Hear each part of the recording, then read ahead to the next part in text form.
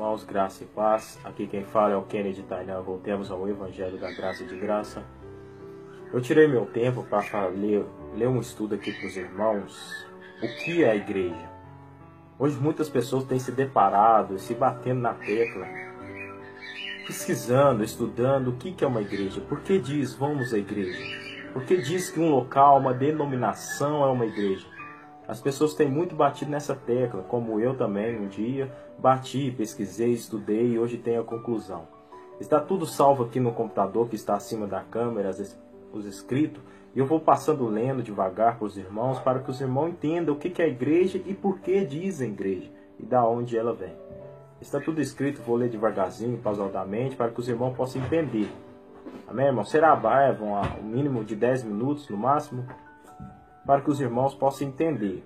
Amém, irmãos? Então vamos ver e estudar o que realmente é uma igreja. Pega um papel, uma caneta, um lápis, anota os versículos, as passagens bíblicas, para você estar tirando sua conclusão depois e estudando também. Vamos lá então. Aula de número 3. O que é a igreja? Eu quero uma igreja, porque só existe uma igreja. A noiva do Cordeiro, do qual somos membros. Em 1 Coríntios, capítulo 10, Paulo diz que só existe um pão, um corpo. Abre aspas. Efésios, capítulo 4, fecha aspas. E todos somos pedacinho deste mesmo pão. Então somos a igreja. Ponto final. Na antiga aliança, em hebraico, aramaico, bem como no hebraico moderno, só existia o termo congregação. Muitas profecias, inclusive, falaram sobre a união das duas varas em um só povo, gentios e judeus. Profecia essa que ainda está por se cumprir e que faz parte da restauração de Israel, unindo a casa de Israel, abre aspas, judeus, fecha aspas, e a casa de Judá, abre aspas, gentios, fecha aspas, ponto final. A igreja é formada por ex-gentios, que foram chamados para fora do mundo, para fazerem parte da única congregação. Recomendo a leitura desse pequeno livro, que está ali. Já no grego vem o termo eklesia, que significa assembleia ou reunião. Tem outro significado também que vem chamados para fora, de todo arraial, de todo o sistema do mundo. Esta palavra é formada de duas palavras menores, ex e klelo, ou fora e chamar. O Messias nos chamou para fora do mundo, para viver no mundo, suportar o mundo, vencer o mundo, mas não ser do mundo. Como já abordamos nas aulas anteriores, o sistema de todas as coisas do mundo envolve principalmente o círculo religioso. Daí a importância de sair fora desse sistema que também faz parte do mundo. Então todo sistema religioso, tudo que você vê aí, porque altar, porque púlpito que vem da cátedra do bispo de Constantino, você já vê a importância de sair dela, de não ficar nela, porque faz parte do sistema do mundo. Você lembra Mateus capítulo 4 que Satã ofereceu o reino, o sistema, o mundo para Jesus? Pois bem. Na Escritura, a palavra igreja nunca se refere a um edifício. Igreja significa simplesmente assembleia ou reunião das pessoas. A expressão eu vou à igreja veio do templocentrismo católico romano de chamar os templos de igrejas.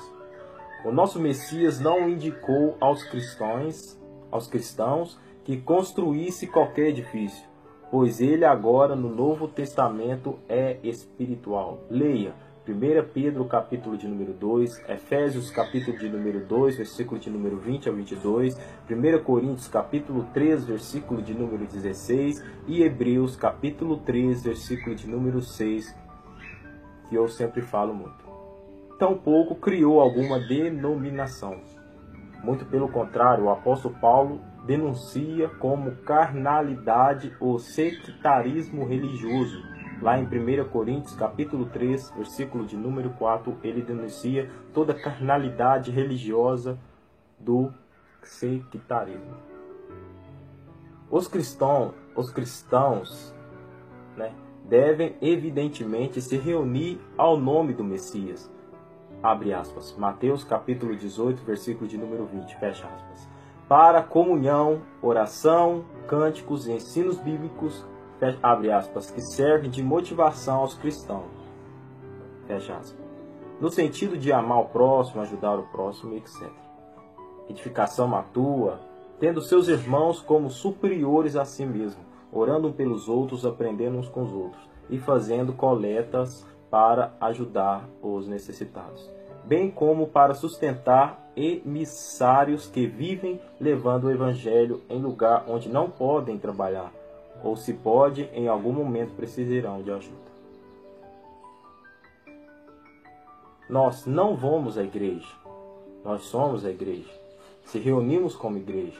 No Antigo Testamento, os homens não tinham o Espírito Santo como nós temos, habitando em nós.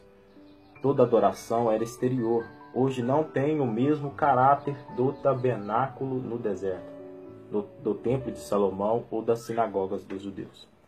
Estamos numa nova aliança e nada temos a ver com o Antigo Testamento da sua forma de adorar. Falaremos sobre isso nas aulas sobre o templo, João capítulo 4. Isso é uma outra aula, outro estudo. Ninguém é desviado da igreja, nem tampouco está certo do termo desengrejado, pois nós somos a igreja. Nós passamos a ser membro da igreja através do sangue do Messias e quando o recebermos como o único Salvador. Esse único corpo descrito em 1 Coríntios capítulo 12 é formado pelos santos que estão dentro e fora do sistema religioso. É impossível que um membro desse corpo se desligue ou seja desligado da igreja, porque somos ela. Mesmo que você não vá nas reuniões como igreja, você é um pedaço deste pão, deste corpo. Veja, em 1 Coríntios capítulo 10, versículo de número 16, porventura o cálice de bênçãos que abençoamos não é a comunhão ou sangue de Cristo? O pão que partimos não é porventura a comunhão do corpo de Cristo? Pois nós, embora muitos, somos um só pão, um só corpo, porque todos participamos de um mesmo pão. Não existe igreja sozinho. Ela o é quando 2 ou 3 mais irmãos se reúnem em comunhão. Sozinhos, né, irmão? Somos o templo do Espírito. Paulo descreve aos Coríntios.